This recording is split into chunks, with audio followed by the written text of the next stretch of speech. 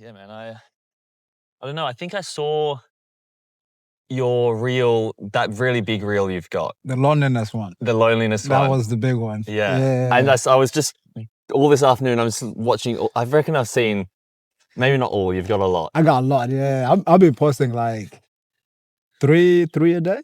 Mad. For the past month and a half. Okay. Yeah. That loneliness one has almost 1 million views. Yeah. It's crazy. I didn't even expect it though. The first time, I remember I went to Sydney. I went to Brisbane. I shot it. I actually shot it maybe a week before that. Then I had it in my draft. Then I was just chilling. I decided, you know what? I'll just post it and then go dinner and then relax and not really think about it. And then all of a sudden, within an hour, it was like... Within an hour? Yeah, we're just gone. Yeah, just an hour. Okay, because that's what I saw. I must have seen it because I try not to scroll on my phone. Yeah. But you still get like a few reels that pop up. Yeah. Because I'm at the phone. Anyway. And I think a few of my friends had liked it or something. And I was like, oh, that's interesting. I clicked through to her profile and I saw, wow, he's kind of still small and organic and authentic. Because I think the reels before that have 1,000 or 2,000 views. Yeah, it's not much, yeah. Then, I think the first time I was experimenting on like 6 to 10 second videos. And then all of a sudden I'm like, okay, maybe I need to try like 90 seconds. Okay. Yeah. So why have you started making videos like this? I don't know. It's like, there was a time I was talking to one of my friends and he said he was going through depression, but it's like, there were so many of us having dinner and then all of a sudden he was explaining how he feels. So I was like, oh, maybe a lot of people feel that way. So then I was like, okay, maybe I need to try to feel what he's feeling so then I can actually try to express it in my own view. So are you saying that it was more your own filtration of your friends' feelings rather than your feelings themselves? I feel like, so the thing is... Because you don't strike me as the lonely, you're playing basketball. That's what I'm saying. Is it all fake? No. So like, when I first moved to Australia, it was like difficult to make friends, right? So, especially from somebody that have like sport background, I feel like when I first moved to Australia, then everything else was hard to make friends because people look different or starting to feel like people were segregating, you know? So it's starting to feel like I was going into these lonely patterns, right? So years later, start playing a lot of sports, start making a lot of different friends, right? Then when my friend started explaining his experiences with depression, then I remember the first time moving to Australia, I was like, oh, that's crazy because like, I don't know how to explain it. I mean, I didn't know how to explain it then until he actually explained how he felt. And then you channeled that energy that's now locked away in your memories, but you channeled it into this video that connects with a lot of people. Yeah. And I didn't know a lot of people feel like that, to be honest. Yeah, it's an interesting one because it goes beyond a lot of your, and I'm sure we'll discuss, but a lot of your videos are based in kind of racism and these kind of topics. But the loneliness one, when I was watching it, and I don't remember if you put it into the racism, like African migrant lens in that video in particular, maybe in other ones, but it's far beyond just, you know, this color or this people group. I think, I feel like when I did it, it was more to experience with just everybody because my friend that did it is not African guy. So it's like, if he can feel like that, I was like, man, maybe everybody feel like that, you know? So. And what kind of, other than me, obviously, what kind of outreach and feedback and opposition have you received from that video? I think everybody, to be honest. It's like different people kind of tell me, oh, you know, I resonate with this. Thank you for explaining this. I think the best one was there's this lady. She's married to her husband, and her husband going through this loneliness thing because of the husband just moved from Sudan to Australia, and because she's not from the same background, so she doesn't understand how he feels. And I think until the time that she saw my videos, then I mean her husband saw the video first and then showed her, and then the husband was like, "This is how I feel." Sounds like, man, it's actually crazy because it's the same way people feel about songs, Yeah. right? They say something in the lyrics and in the melody that I couldn't express before, but this allows me to. Yeah. So it's crazy. That's wild. How are you personally carrying the weight of that almost responsibility? I don't know. That's a big question. It feels a little bit, it feels calm. To be Okay. honest, feels calm, yeah. Yeah, cool. Yeah. It's not extreme now. Okay, well, if you don't mind, I have all sorts of questions. And That's cool. feel free to answer this Yeah. shallowly or deeply or whatever. But I guess for you, what do you feel the average Australian who maybe looks like me, I'm probably like, peak blonde, blue-eye Australian, doesn't understand about the specifically African migrant experience?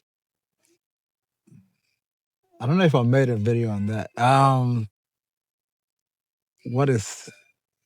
I think a lot of African people are misunderstood in Australia. And I think because we came from a community-based society, and then in Australia it's a lot on one-on-one, like, you have to be by yourself. Individualism. Yeah. So it's like now us transitioning to that, I think a lot of us find it very difficult to like navigate that on, just being by yourself, not having families around, and then always working overtime, not really spending so much time with your kids.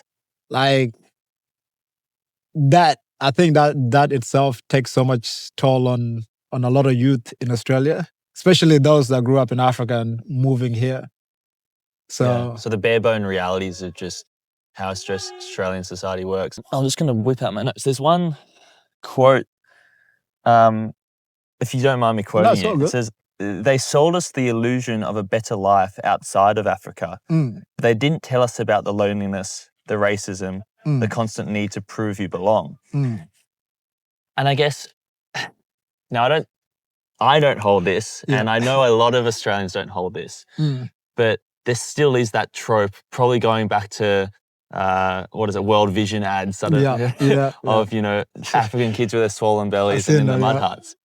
What is life like in Africa?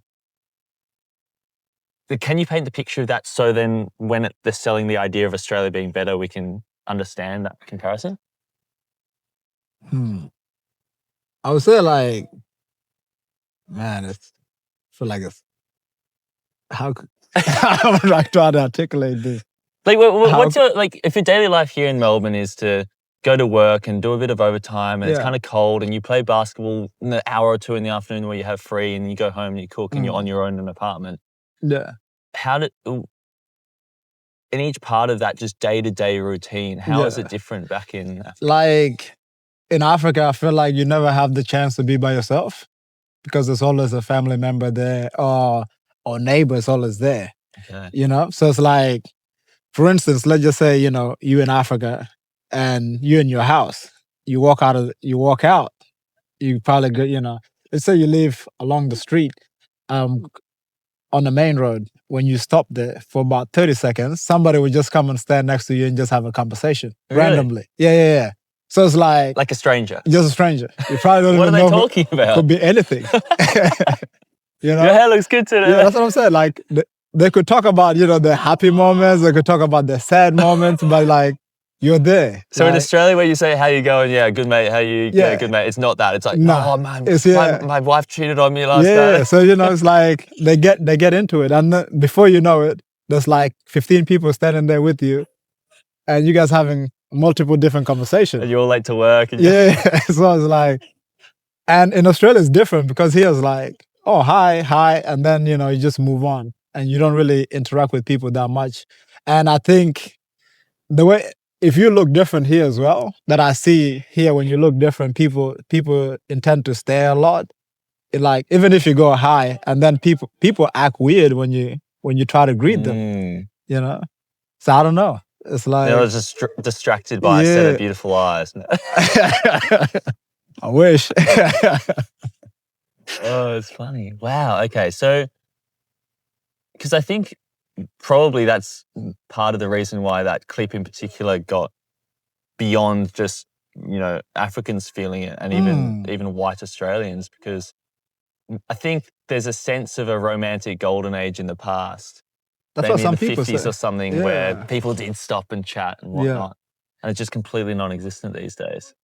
Yeah. I don't even know why.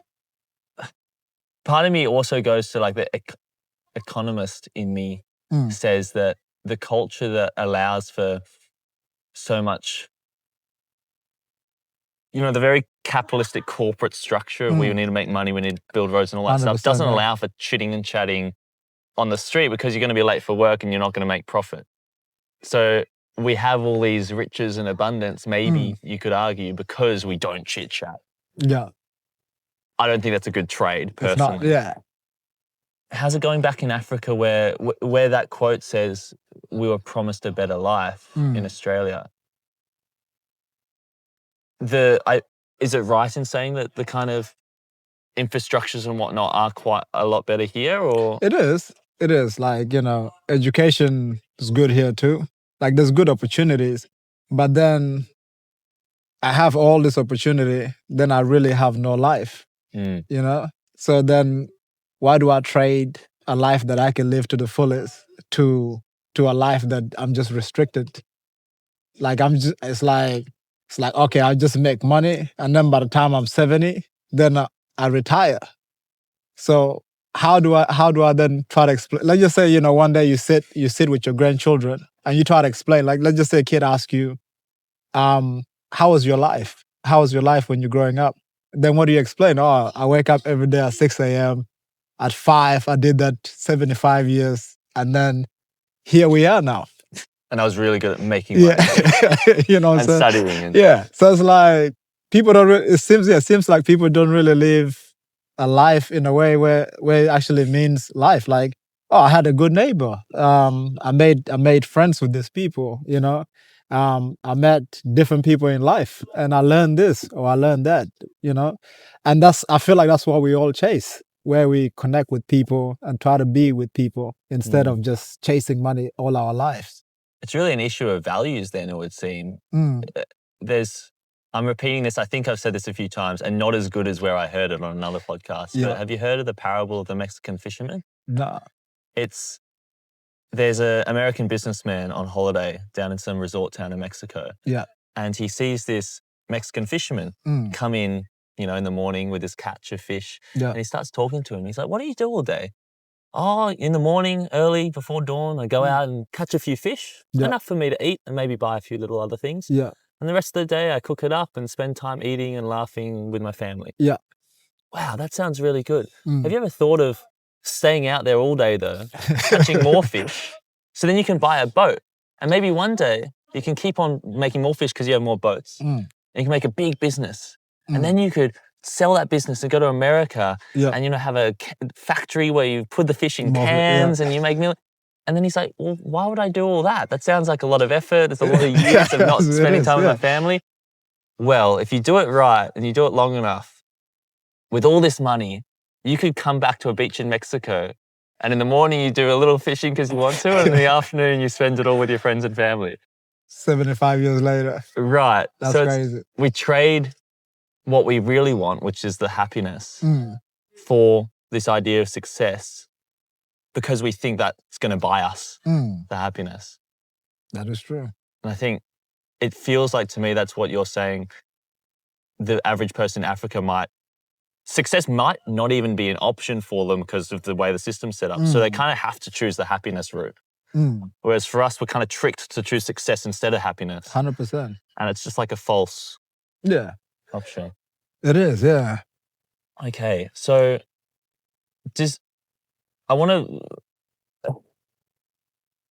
I hate watching the news. I haven't watched the news for ages. Yeah. But of course, like my dad, for instance, listens to the radio. He's not dad, but like I heard it going to school, and like Sudanese gang things and all this. You're from Sudan, are you? Half Sudanese, half Ugandan. Okay, and they're next to each other. Yeah. Like, would you say that the youth who come here, just because they're young, like any young person, any teenager, 100%, doesn't know how to deal with the fact that I'm locked into this society, the system that's doing the wrong thing, aiming at the wrong thing, and the way I act out against that, like revolutionize that, is through, violence or crime. Would that be a fair assessment of what's going on, or is there something deeper? The way I look at it is like all the youth, most of the youth that do crime in Australia are actually Sudanese that are born in Australia. Okay. It's not Sudanese that are born overseas. Oh. Why is that? I don't know, because maybe they didn't grow up with the culture. So they're in this society where like your mom is trying to fit you into this, try to teach you about the culture, but you were born into this different way where you're not sure where you belong. And then I think going through discrimination, racism, then it forces you to try to hang out with other people that hate the law as well. You know what I'm saying?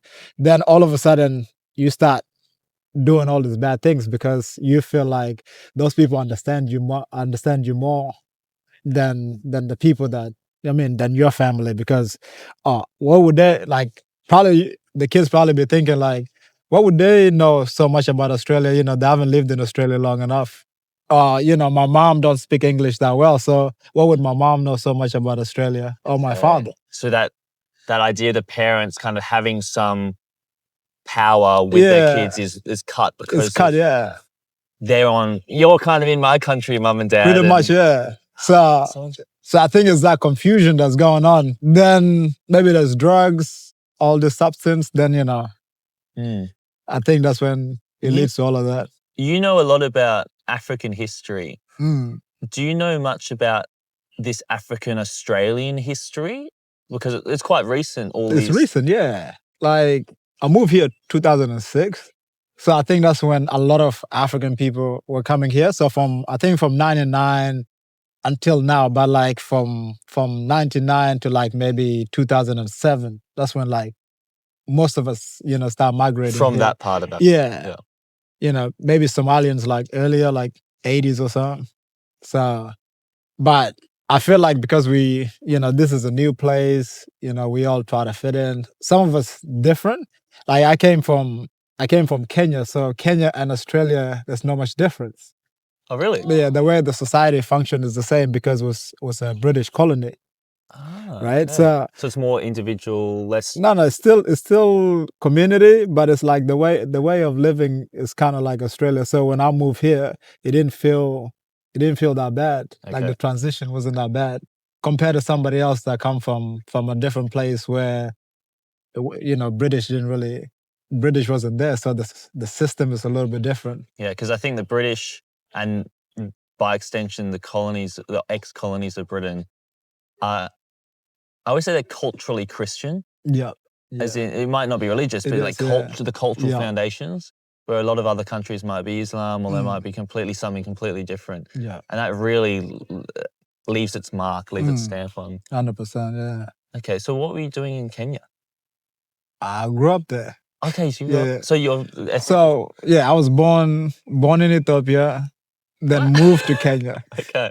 Yeah. What were your parents doing in Ethiopia? My father was working in Ethiopia. Okay. Yeah. So I was born Ethiopia's a mad place. It's crazy. I spent one night, my first night ever in Africa. Yeah. And it was in like this fancy ass hotel from the airport in Addis Ababa. I was like, I was telling my friends, like, you know what you expect when you go to Africa? And I was in like the most luxury hotel I've ever been in, like, because my flight was delayed or something. It was crazy. But the ancient culture. Okay, would you be able to... Okay, question, because I was looking through your Instagram, I'm doing my research, and in your first videos, at least on Instagram, from like early last year, there was one where you were cooking chapati or something because you were banned from TikTok. I was, yeah. I don't know what I said, but I was suspended. I was suspended for like 3 days. Oh, so funny. But there was in the next few, you were talking about some points, I think, of Kenyan political history. Oh yeah. Had you started learning about that stuff at that time, or were you just wanted to share it? Kenyan history, because in Kenya you learn a lot about Kenyan history. So I think I learned so much before moving here. Then then I started learning some more when I was here, and even start learning about the Australian history as well here, because I used to love history. Yeah. Yeah. What are some? I love all history, and African history is still a pretty dark spot because it's just not nearly as well resourced as basically any other continent. I distinctly remember way back. This is actually a spoiler, but I did have a podcast with a mate, which we never released. Back when we were like 19 or something. And I remember once we had a segment, and I fully researched the Congolese Second War, and there was some weird battle where some Rwandans stole some jets or something, and it was crazy Operation Kigona, I think it was. Have you ever come? Kigoma. Yeah. Operation. No, Goma. Well, Goma's the city, yeah. Anyway, point is, like, as soon as I started looking into zooming in, and I was like, "Wow, this is some interesting stuff." Yeah. But I feel like the majority of the population, at least in Australia, has no idea about. Well, a lot of people still think Africa's a country. So pretty much, yeah. Are there? I don't know how to specify this question. Is there a way to, like, broad strokes paint the picture of Africa? Obviously, there's not. But it's hard. How do you try to explain to dumb white Aussies what's going on in Africa? That's hard. I feel like it's hard. I feel like you gotta go country to country. Let's go Sudan, because I feel like that's a popular in the mind one. Sudan, South Sudan. South Sudan. South Sudan. Newest country in the world, is it? Yeah. Is it?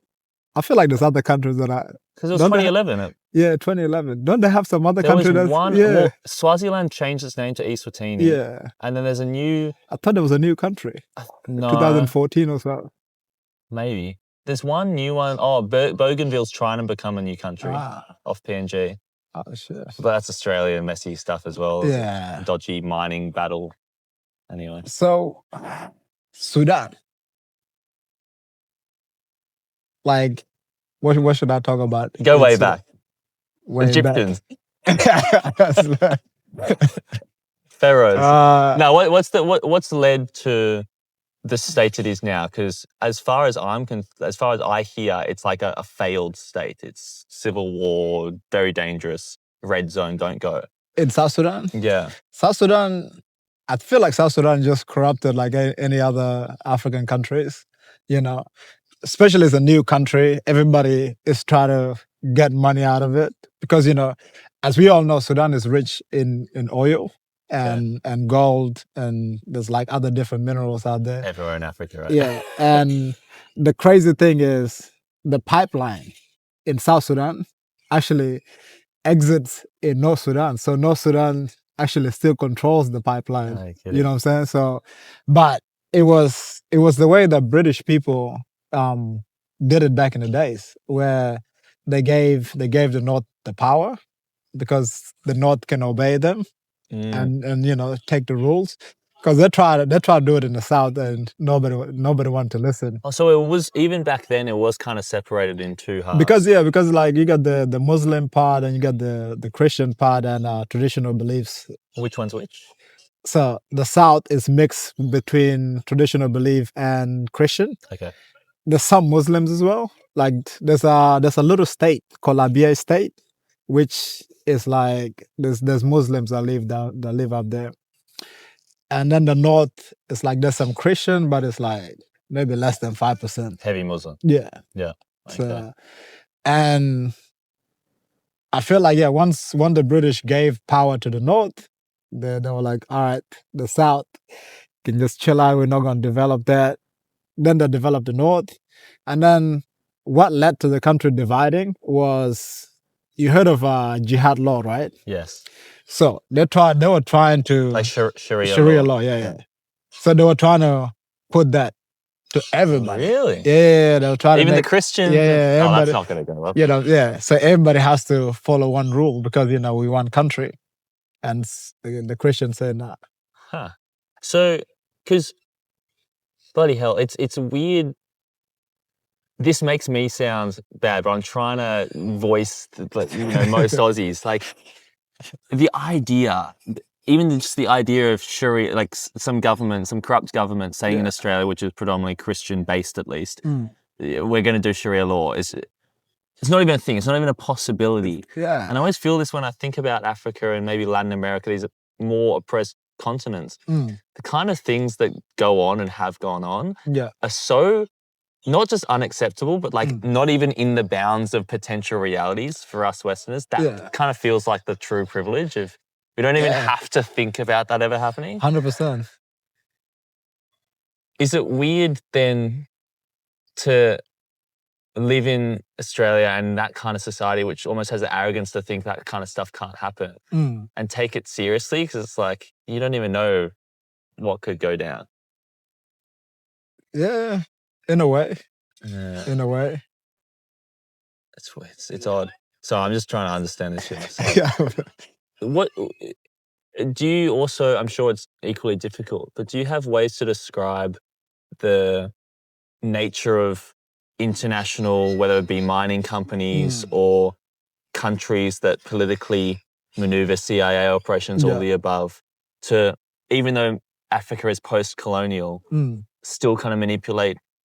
I feel like, see, the thing is, I think we're still under colonial rules, but it's more neo-colonial rules now, where like they still control the currency, they still control the government to a certain extent, so you can still do certain things that you can, certain things you can't, and the way I look at it is like they're trying to make sure that Africa don't have all the basic human rights or basic things that human needs, like water, electricity, going to school, hospitals. I feel like they're trying to stop all of that from developing. Yeah. Because then if all of that develop, then it'd be harder to extract minerals in the country, where then it'd be difficult to steal or, start bringing mining companies and making those take raw materials, and then they come back and send you the finished product. Right, yeah, and they've made all the money in each process. When I went to Africa, I spent a few weeks, I don't know if I mentioned, I spent a few weeks in Malawi. Yeah. And I was hanging out with both, Malawians and foreigners who had kind of set up their lives there. Yeah. Not many in Malawi, it's not a very visited country, but one guy who was a British school teacher, so very normal dude in Britain. Yeah. But of course, even the few pounds he makes there are so much in Malawi. Yeah. And he had built a school, classic, and he was saying that it was really important for him. He traveled all over Africa. A lot of white, rich people come and build schools, and then 5 years later, they're being used as some factory or whatever, because they don't actually need the building of the school. Like, it made them sound good and look good, but they couldn't get the teachers, for instance, so they couldn't use it properly. So it was a lot more than just the infrastructure. And then I think to South Africa, and the very little I know about that, where supposedly kind of post-colonialism, the African population has got the power back, and the state seems to be struggling. Maybe not crumbling straight away, but seems to be struggling. So a lot of potentially racist people, but people with some sort of point will say, okay, you give the Africans the power and they don't have the education or ability to do it. So I guess I'm sure that makes you uncomfortable, but where does that sit with you? With South Africa's situation, the Dutch still control 90% of the economy in South Africa. Oh, wow, yeah. Yeah, so I find it very weird when people say, the Black South Africans got the power and, they take the power, when realistically, you know what I'm saying? When realistically, the Dutch South Africans still control the power.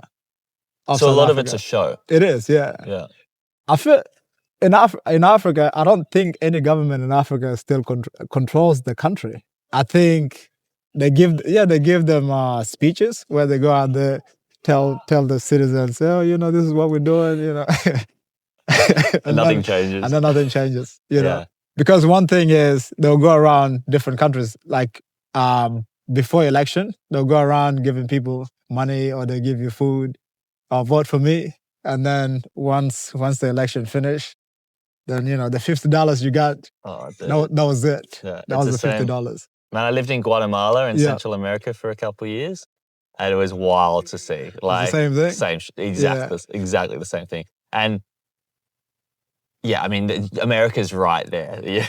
It's like, feed them with some little money. Oh, it's cooked. So, and you said for you that when you first came here because you're in Kenya, it wasn't so bad. And then you kind of painted the picture. Is there anything beyond just the social isolation, the loneliness for, that African immigrant straight from Sudan, let's say, straight to Australia? Are there any other factors and aspects that make that transition quite difficult? Or is it really that loneliness and social isolation as the... I think it's isolation and loneliness. And I think going through discrimination here, I feel like discrimination and being segregated can take a lot of toll on a person. Now, I know you never, what is it? I think there was, oh no, I didn't write down that quote, but you said like, you get tired of having to explain what racism is, and 100%. People ask, oh, are you sure they said it with that tone or, that context? Maybe you understood wrong. Just for the purpose of this, are there, and I'm not saying if you can't find an example, it doesn't exist, but could you, because I've never experienced racism, at least in Australia. Actually, that's not true because Aboriginals and you shout at you and stuff, but could you describe what that tends to feel like or look like or sounds like, that segregation, that marginalization? The tough one is like when you're talking to somebody that is Australian here, and how they dumb things down to you. Oh, really? You know what I'm saying? Like, what would that be like? Like, so this one usually I get a lot with receptionists. Okay. Where like usually with receptions they would talk to you slow, Really? Yeah. Like they'll talk to you slow, like it's like you can't comprehend what they're saying. Wow. Okay. And it's weird because like sometimes I think about it, I'm like, I went to uni, so it's like I can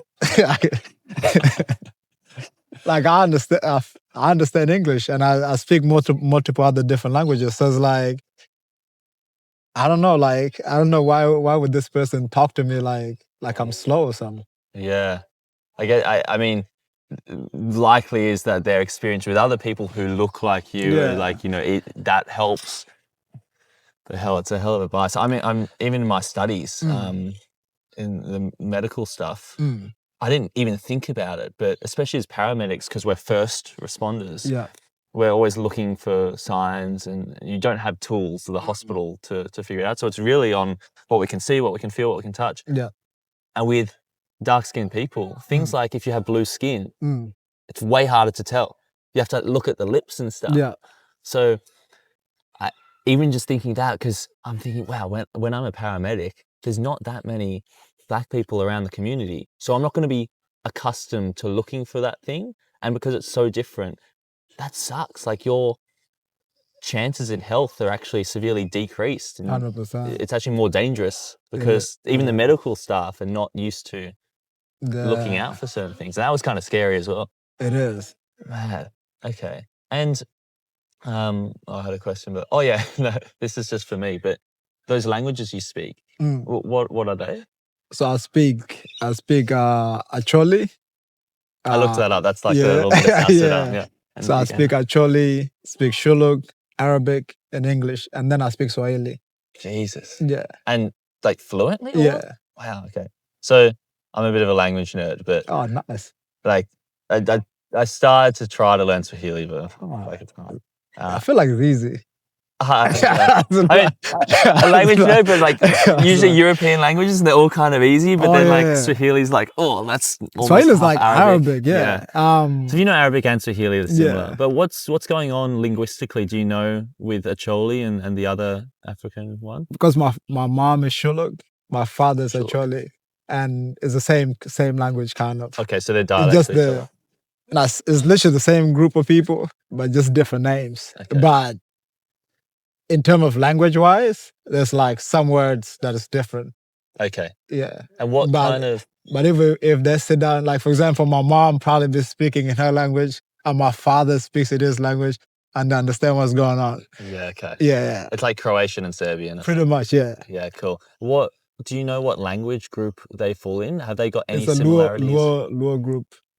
So that's going to be completely different to English or Arabic or... Yeah, completely different. Like, good example is like Obama's father. Really? We're from the same tribe, yeah. Oh, no shit. Yeah. Because I thought it's Kenyan. Yeah.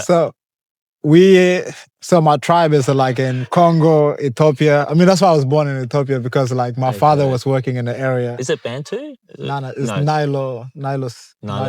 Okay, that's right, yeah. Yeah, so Congo, Ethiopia, Sudan, Uganda, Kenya, and Tanzania. Okay. Yeah. Mad. So I can go to any of these countries and just speak one language and I'll be fine. And Swahili. But Swahili's Bantu, isn't it? Yeah, it's Bantu. Yeah. And Arabic. Yeah. It's so mad. Like, I don't know, I get quite excited because I really want to spend more time in Africa, but just the vastness of it, the difference in it all is kind of... If you live there, you pick it up easily. Yeah, maybe. Because I would just speak it to you every day. It's like you're going to be forced to learn how to speak it. Fair. So a lot of outsiders outside of Africa look at Africa and, you know, literally comment, like my grandma is throwing her under the bus, but she would always think Africa's one country. That's crazy. Which is crazy. And, nice. And when you see, you know, whether it's the songs or the dances and whatnot, a lot of Westerners who don't really think it, who maybe just, it's just, that's all the same thing, right? And obviously when you zoom in, it's all so different. Mm. Do you think a lot of Africans look at the West or look at Asia or other continents in the same way? Is it a human thing to just, I don't really think about South Americans. They're all the same. That's tough. With Asians, good example. Asians all look different. Yeah. I don't know, like... Yeah. No, you and I know that because we're cultured, good people. But I feel like African people can see it too. Okay. Because it's like, you know, Asians look different. Not everybody's Chinese. No. Yeah. I mean, the Indians, it's kind of obvious, but some others, it's... But some Indians look like Pakistanians. I mean, like Afghans. Yes. Yeah, so I think that's the confused part. You probably think they're probably Middle Eastern or something. Mm. Yeah. I don't know. That's a good question. I actually never thought about it. Okay. Yeah. Because my experience with, and again, this probably makes me sound bad, but my experience with Chinese, for instance, so often, and I love them, but like, I mean, love everyone, but so often you hear some shit and it's like the most racist stuff ever. A lot of people have been saying racist stuff all the time. Yeah. So is it, if it's not backed up by action and vitriol and true hatred, if it's just kind of from a place of ignorance and maybe fear, is it bad? Is it just a kind of a natural human thing to be scared of the other, a bit of xenophobia, but like it's just kind of what goes on? I feel like bigotry is different. Bigotry is like when you hate the person based on how they look like. And racism is more systemic on how somebody feeds off or benefit from the system. Okay. You know? And I don't know, I think a lot of people could be prejudiced about others. I feel like that's a human thing. You can be prejudiced against anybody. Racism is like, it's hard because you gotta have the power to enforce it.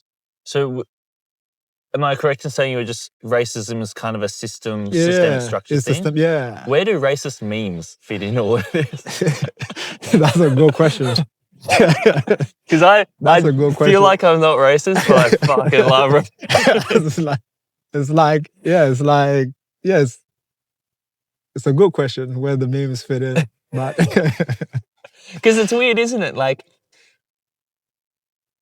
you could say in a meme form the most racist cooked shit ever. That's true. Yeah. But because it's so obviously, like, if you said that with seriousness and you had a machete and you're like, I want to back that up, that's the most fucked up thing ever, right? Is. But if it's like we're joking about it, it's like the way connection forms. Yeah, I feel. Yeah, wouldn't you think that falls under prejudice then, instead of racism? Okay. Yeah. So prejudice is more like a. Like you make jokes about other people, roast them. Yeah. You know, it is. So it's like. So prejudice is more like the way, the perspective. Yeah. Almost. Because we all different, and we are gonna. I mean, I feel like we all gonna say some wild stuff. Sometimes. So it's like that's more prejudice. But then racism is like I'm gonna benefit in it because I want to see you miserable. Yeah. So racism in your perspective, like in your definitions, has some muscle behind it. 100%. But prejudice is more just like the surface level lens. Yeah. Okay. Cool. Because I have noticed that when and I don't know how this is going to be received, but when I view your reels, for instance, so like especially the loneliness, I'm like, wow, this is really hitting a common arc. And then especially the early ones, you're very much more smiley and charismatic, how you are right now. 100%. And in the recent, like in some of the more recent ones, I'm like, fuck, this guy's like getting extremist about like racism. Fuck. Do you feel that in your own content? Like, I feel, there was see, when I was doing all the mental, I don't know if you've seen my videos maybe 3 weeks ago. Yeah. I've seen all of them. It was like, it was more on mental health, was different. Yeah. I feel like when I start talking too much about all this racist stuff, because then you start remembering all these things, then I feel like emotionally it's starting to hit you. Because I was wondering what toll it takes on you. Yeah, you're like, man, it's like you're starting to relive all of that experiences that you went through, which is tough. Then I was like, maybe I need to slow down. 3 a day, 5 minutes. I'm like, I need to slow down. Like, yeah. Yeah, because I was watching and I was thinking about who is this person, because obviously I try to formulate an idea so I can go into the conversation with something, but I was definitely concerned. I was like, there feels like there's a risk of turning yourself into like this symbol, the way the algorithm works, the way social media works, it rewards the extremes and the polarizing figures. So it gives you likes and views. I'm like, oh shit, if this guy's like maybe wanting to chase that a bit, he might like turn himself a bit more extreme just for that, which is not maybe bad or good, but I was just wondering if you'd felt that at all and considered it. For me, it wasn't about the follow. It was, I think it's just because I talk to friends about it, and the more we speak about it, it's like, for example, I used to play in a basketball league, and because they created this system, right, in a basketball, which is like, when you're a black player, you drive into the basket, you get hit hard. And what do you mean by hit hard? Like somebody just hits you. Oh, it's like fouls you. Yeah, it's like a footy game, right? That's what it feels like. It's like a footy game. And then if you complain, the ref will look at you. It's like, don't be angry. You're better than everybody here, right? So they'll tell you that. So they let you foul them. Literally, they'll tell you that. But then if you miss the white guy, then all of a sudden, oh, foul. That's dangerous. That's what they'll tell you. So do they not give you the foul though if you get? Nah. Wow. You know, so I think it's like us, because I talked to this, because we had a team where like everybody in the team was like African, and what did you call yourselves? Powerhouse. Okay. It's like, yeah, so it's like we won 7 seasons straight. I mean, we haven't lost a game in 7 seasons. Lost a game? We haven't lost a game in 7 seasons. Hack. So it's like, so when that happened, they start making it difficult after 7 seasons. We're getting hit. So some players start getting injured. And they always, whenever we hype on the bench, you get all these supervisors See, this is weird thing. It's like when every other game, the supervisors are not there. When we play, then it's like supervisors, fucking everybody. Security. Like, yeah, you know, got a medic in the corner. You know, yeah, they're yelling too much. They're aggressive. I mean, when we're excited, they perceive it as aggression, which was weird. I'm like, you get to speak African language. Yeah, we do. Yeah, nice. You know, that's intimidating as well. Like push him to the corner, trap him. You know, make him throw the ball up so we take it. So it's like, but in code. No, we just pure language. Okay, like, perfect. So it's like us going through that. Then there was a time where one of my teammates was injured. He was on the sideline, and he was upset at one of he was upset at one of the players in our team for missing a shot, because after he missed the shot, he put his head down. Then he was yelling, "You should never put your head down." That's what he was telling the other guy. And the supervisor start yelling at my teammate on the sideline, "You need to shut up," and all that. And then there was a opposition.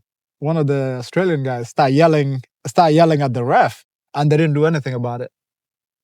You know what I'm saying? So then I'm like, where's this double standard coming from? You know what I'm saying? Like, and I think whenever I made videos about racism, I remember those moments, because I'm like, man, we actually go through a lot.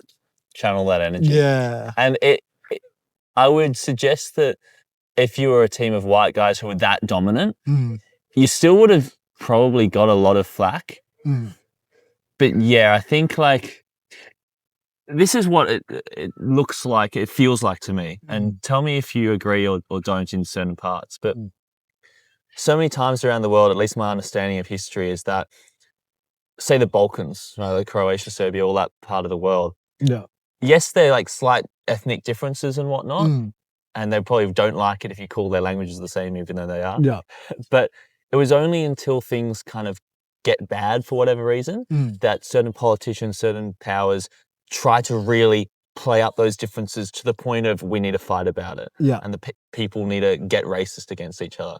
Beforehand, yes, it exists. There might be jokes and whatnot. And on a very small scale, maybe it's like, okay, you guys are Africans, like we all have respect and love for all that stuff. Maybe don't understand it, but whatever.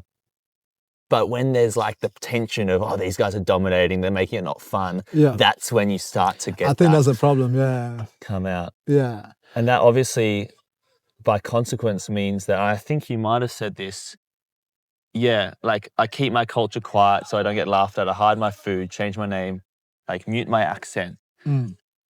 It's just you can't shine bright. You can't. I think you might have said that in a reel. Yeah, I remember that, yeah. It's like, because whenever you talk about your culture, it's like people think you're living into this, you still live, they think Africa is this primitive society. That's what people think, which is weird, because I'm like, how? That's what I always ask myself, like, how? How is that? Yeah. How do you think that? Yeah, it is wild though, because it's so easy to play into the narrative, and like anything, the strongest narratives always have kernels of truth. So there are parts of Africa which are far more primitive than anything you could potentially find in Australia. Equally, like, hear stories of crazy thing in the big cities like Addis Ababa. I remember hearing a story about like the homeless kids have to like sleep by day because at night there's packs of hyenas that'll come and hunt them and shit. I'm like, that's crazy. It's like Alice Springs is kind of dodgy, but it's not like that, you know. You gotta worry about the crocodile, though. That's true. Right. It's a weird one. I certainly don't have an answer, but I'm glad to hear it from the horse's mouth with you. Yeah, I feel like it's different, and like with the food wise, there was a time that I was doing personal training course, and one of the nutritionists, we were talking about which one is the best diet in the world, and as in cuisine, not like just which diet that is more suitable for everybody and all that, and And, she was like, oh, European diet is the best. I was like, that's cool, But all I said was, each to their opinion, what I'm saying? Each to their own. Like, if that's how you feel, that's cool, And I think she took offense to that. And when she took offense to that, she was like, yeah, African people, you guys eat disgusting food. I was like, that's crazy. Oh dear. So all I said to her was like, even if it's bad food, I still have six-pack. Still a six-pack? Yeah, that's what I said. That's like, oh dear. Yeah, how do you... Now, you yourself obviously have no qualms in expressing and being loud and saying what you want to say. How do you see other Africans, whether they're your friends or not, do they struggle with being loud and shining bright? 100%. Yeah, other African people struggle with that. I met some African people that dim their light so much just to fit in, just to trying to be friends with people, or trying to be accepted in certain settings. And what does that look like? It looks like it's like they're submitting themselves to something that they're not, and you can see it's like they're hiding who they are. That's what it looks like. Is it? Because I'm a kind of person who really thinks I need to find myself, express myself strongly. And there's a lot of judgment when I see other people who even like might follow a corporate path. I'm like, you don't want to be an accountant, man. Like, But then another part of me is like, who am I to judge? Like, yes, I might think that if you had the opportunity to do something way cooler and way more interesting, way more you should and would. But there's all sorts of downsides to that as well. Maybe in that context, there might be financial insecurity or whatnot. Equally, with potentially another African in Australia, you don't want to... I think you had a video about weddings. Like, you don't want to have this white wedding. You want to have this African wedding. That's what I'm saying, yeah. But there's also cost to that, as you say. Like, the cost is standing out and kind of not fitting into the society in which they're living. A lot of white Australians will say, I'm sure you've heard the line, like, if you want to come here, other people, assimilate. Yeah. If you want to be in Australia, be Australian. Equally, if I came to Sudan and lived there, it's like it may be weird to have a big white Aussie wedding. You can. You can, of course. You can, yeah. But it might be weird. It might be nicer to... Not really, because I feel like the way I look at it, language and way of living is who you are, right? So in Australia, I feel like us bringing a Sudanese or Ethiopian culture here, blending in with Australian way of living, I feel like it's kind of a good mix because it's something different, and we're expanding in terms of like culture-wise, because we're bringing multiple different culture and putting it together. And we can't just lose who we are, because once we lose who we are, then what are we? I completely agree. And it's just popped into my head that in the flip side, if I were to move to Sudan, for instance, and I did move to Guatemala, for instance, I think most people would probably look at that, me as an Australian, rich, white, privilege, all that stuff, moving to Sudan, he must really like Sudanese culture. Right? Really? Like, for me to move to Sudan, because there's no economic benefit necessarily, like, the chances are I really moved there to be part of it. Was your name Benson? I have a friend called Benson. He lives just there. Whereas I think a lot of, whether they express it correctly and articulate it correctly, a lot of white Australians, the predominant culture, members of that predominant culture, get the sense that a lot of immigrants are only coming here for the money and for the comfort and for the education, but they're not coming here to be Australian or even try to be Australian. They're staying in their suburbs where all the other people from, like, whatever suburb you want to pick.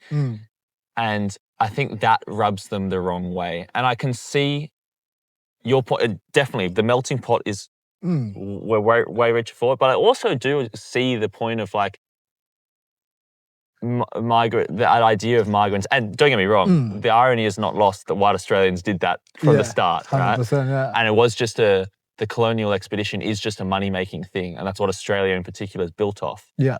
So there is certainly an arrogance to saying that. But is there anything there for you? Like, let's think about it this way, right? The Italians came here, they're running Ligon, right? And we all know Ligon as the Italian street, right? Because, you know, if you want pizza, you want pasta, you gotta go to Ligon. Oh yeah. So I feel like that itself, it's like we got Little Italy in Australia. We got Chinatown. We got like Footscray. You can go eat some African food in Footscray, you know. So you can go to Oakley. There's like Greeks down there. So I feel like it's kind of cool because like we got all this different thing about us. But again, it's like we all Australian at the end of the day. But for me personally, it's like, who am I to judge how somebody lives their life? Like, who am I to judge how Italian live their life, you know? But I could respect Italian for speaking the language because, you know, he's showing me that he's Italian, that he's happy being Italian, you know? And he's willing to show up as Australian as well. Exactly. Yeah. So I feel like that's the best thing about it because it's like, I don't have to travel to Italy. I can go to Ligon Street. Mate, I feel the same. I went to Cabramatta in Sydney the other day. I was like, I'm in Vietnam. That's what I'm saying. Like, how cool is that? Like, I don't have to travel. I can just go down here and experience it. So it's like, I feel like that's something that is missing. It's like, I get the sense, and because obviously we're both young, but the Sudanese migrant wave is the only one that really happened in my lifetime because the Vietnamese came back and the Italians back. So I haven't seen the other ones happen in my life. Yeah. But I definitely get the sense that those others as well probably had, when they first came, those first generations probably had some gang stuff and some violence. But it just takes a bit of time 100%, yeah. to find little Sudan and in 20, 30 years, there'll probably be some, I don't know, the Peruvians are coming and we all hate them and the Sudanese, they're good. They're good. I get that sense. Yeah. And how do you, as someone who has come to Australia from, I don't know if this is an offensive thing to say, but Western culture is just like building these huge buildings and stuff, and most of the African cultures not less civilized, but closer to Indigenous. Is that bad to say? I'm not too sure. I mean, with the wrong context, it would be, but I feel like when I view civilizations and societies, I hear like we're going to Mars in a rocket ship here, and like we're living full in the bush, you know, in the outback here, and there's a scale. And I don't judge them as better or worse. I certainly see a lot of African communities as closer than Melbourne, for instance. But how do you view, and the only reason I say all that is, how do you view the interplay of Indigenous in Australia, the Aboriginal Australians, with the kind of modern British colony placed on top? That was hard. Maybe what parallels and similarities do you see in Africa that kind of you see again in Australia? I'll say the oppression. Yeah. Like the struggle. I mean, just reading about the Australian history, I feel like it sounds like similar struggle that we went through. It's just a struggle. Yeah. And does it end? Or how does it end? Or I feel like, what is a good reconciliation? It's a system though. It's like, it's a system that is built to keep one group to like an extreme, right? Because you don't want them to catch up or, you know, to be close to equal. And in Africa, until today, like let's just say, for example, if they give power to the Indigenous people, yeah, and then every Australian go back to England, right? You gotta think about it like that. Yeah, the extreme, so I like it. And then they put an Indigenous governor to run the country, and then all of a sudden the Chinese come in. Some guy in England will be like, "Now you gotta listen to what I'm gonna say." You know what I'm saying? It's like, all right, we're gonna give you money. You gotta make sure that everybody else do not catch up to the way of living. You know, because what they usually do, they'll put a government to make sure everybody's still oppressed. Okay. Yeah. And so you're saying that's kind of what happened in Africa? That's like literally what happened. Yeah, that's literally what happened in Africa, because they either do that or what, like for instance, what they did in Uganda, where when the British left, so they used to when they brought like Indian laborers in to build the railways, and once they're losing power, what they did was return those Indians back to India and brought skilled workers, because that's what they did. And when they brought the skilled workers, they made the skilled workers took their position. Okay, yes. You get it? So, because Indians still control 60 to 70% of Ugandan economy. Oh, okay. Yeah, right. So that's what they did. So they brought skilled workers that still pays them. Yeah. I guess the only thing I see, because I've definitely seen the similarities and parallels between, for instance, South Africa and Australia. The one obvious difference is that in South Africa, it was kind of a 90-10 split of black versus white, where in Australia, it's what, a 3.3 to 96.7% split. So it's not just the power is with the whites in Australia, the actual population majority is with the whites. Whereas in Africa, the power might have been with the whites, but the population majority wasn't. Yeah. Not that you have to have an answer that you stick with for the rest of your life, because you probably haven't thought about this in the big questions. But how does the nature of that difference change between Australia and Africa? Because it can't be the exact same, because that's a huge reality shift. But the thing is, the European countries still supports what's going on in South Africa. Like, I feel like if it wasn't messing up the European business, I feel like South Africa would have still been under the same regime from 1994. Yeah. So I think it's just like, oh, they give you like little crumbs. Like, you know, you got freedom. Like, you know, we're going to remove the sign that says no black allowed at the beach.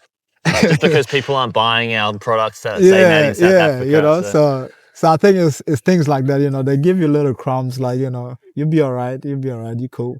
So I think it's just the struggle, because, you know.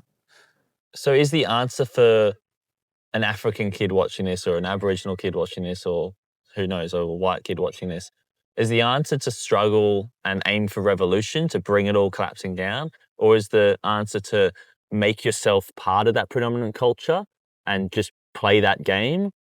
Or somewhere in between? What? I don't know. I feel like, I don't even know, man. I feel like it's bigger than all of it. Yeah. You just got to do your best in life and just be happy, pretty much. And I feel like make something out of your life, you know, if it's anything. Make something out of your life.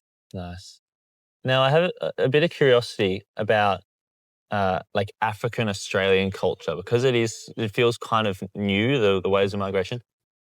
What is it? What's going on in the African Australian subculture? I don't even know. Is there a rap scene yet? Like, are there fusion cooking? I feel like, still no. No, it's still like Africans in Australia. It's still new. We just, like you've seen recently, there's like a lot of Sudanese getting into footy and stuff. Yes. Yeah. So that's new. Maybe next 10 years, it's going to be like 50%. Take over.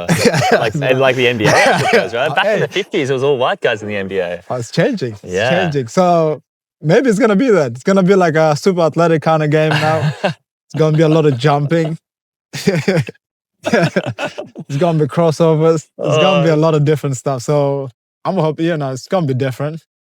That's epic. Okay. And I guess just to take it back to you personally, do you have, what comes to your mind, if anything, that jumps to your mind as almost like life highlights of your time in Africa?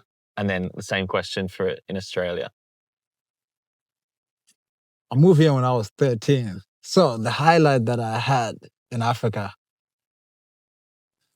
was family. Probably say family. Is there a moment, a particular, I don't know, Christmas or something? I feel like every day. Really? Every day was like the dinner. The dinner's nice. You got like 50 people. 50 people? Yeah, 50 people just every day. Hell yeah. What? I feel like this Who is are it. these people? This is all family. Cousins and Family, like direct family. neighbors and It's like, wow. yeah, I feel like that's the highlight. It's like you always, if you don't like one sibling, you got another sibling to hang out with. Wow. So it's like, I feel like that's the highlight. Mad. Okay, like, and for you personally, it makes a hell of a lot of sense. You come to Australia and you're alone and stuff. And if you're comparing it to that sounds epic. I think It's everyone, is that reflective of most people's experience in Africa? I feel though? like it, yeah. Most people, yeah. So that's not like a severely privileged African experience? I Wow. feel like everybody almost, you experience all of that. To be fair, when I was in Malawi, we went on a hike. There's the whole country's like a lake. And I knew that if I went in these village tracks I saw on the satellite, like, I reckon no tourists ever go here. So I'm going to find some authentic shit. Yeah. And we walked into this village and sure enough, like no one was completely off the track and like the kids had never seen one. Like classic stuff. Yeah, like, I was like, sick. That's nice. There was just one guy who'd built a house, got his wife, and then got another wife, and the whole village was from his dick. Like that's crazy. That's how you do it. Yeah, I was literally like, what a man. That's how you do it. But there was another fishing right on the lake, and it was a similar story where this old guy just rocked up with his wife, and they'd have kids, and then the daughter married a guy. He'd come in, and there's this village. As you can imagine, super hospitable, like let us in, opened up the sister's house and put a mattress in, let us sleep there and whatnot. And the coolest part about the whole experience, we're having dinner with them, fish and tomato sauce, and they let us just join in on their after dinner. He would, as the patriarch, would be sitting there kind of reading the Bible and teaching the kids stuff. I was like, this is so epic.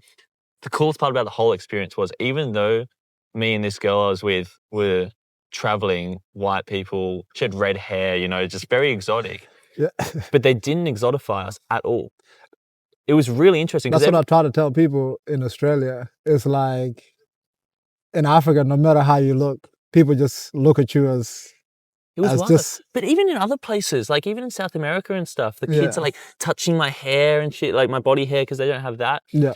It was I don't know if it's this village or all of Africa where it was very like, oh, you're just a human. You're just a visitor passing through. 100%. We're going to do our thing. You can sit. You're welcome, but we're not going to ogle at you. Yeah. I've seen that. Yeah, I've seen that in Africa a lot. It's like I feel like people don't care too much on how you actually look. Yeah. It might be a romanticized vision. I don't know if you share it, but even going back to the music, the drum beat, it feels like, and evolutionarily, like the first humans from Africa and spreading from there, it just feels like the home of humanity in a way. I wouldn't know. That's not an answer. That's just me being a fucking poetic dickhead. And then the same question, what would you say is like a highlight to compare against that? In Australia? In Australia. Because your TikTok's full of lowlights, bro. That is true. I don't know if people want to see me all happy and shit. You'd be surprised, maybe. I think so. The best highlight, man, I'll probably say this. Like, I come here and play basketball.